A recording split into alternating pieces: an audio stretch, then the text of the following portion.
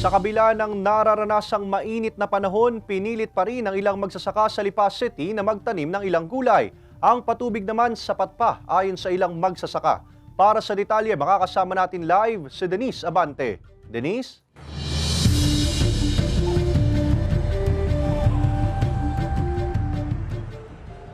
Ace, dalawang seedbed ng tig-isang punlang mustasa at pechay ang itinanim ng ilang mga magsasaka sa Lipa City kanina. Ito'y para malaman kung mabubuhay ang mga tanim kahit tagtuyo.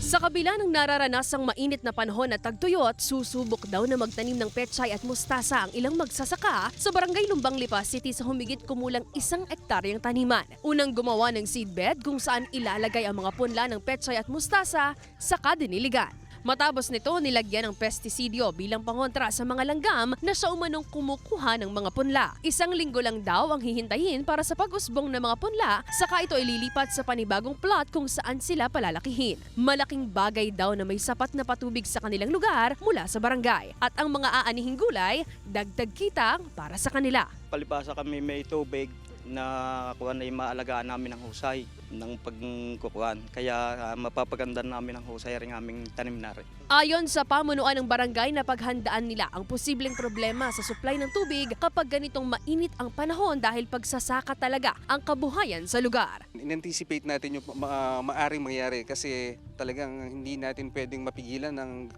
global warming eh. So ang ginawa natin, nagpalagay tayo ng linya ng tubig dito para at least masusustain niya yung pangangailangan nitong ating sakahan. Kasi ito talaga technically, ito yung kailangan ng tao eh.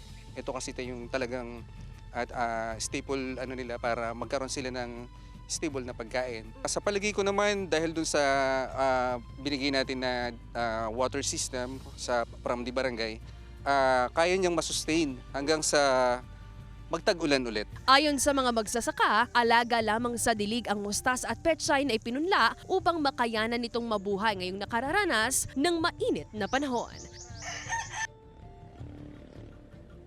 Ace, pagtitiyak ng pamunuan ng barangay na aalalay sila sa mga pangangailangan ng mga magsasaka. Ace? Maraming salamat, Denise Abante.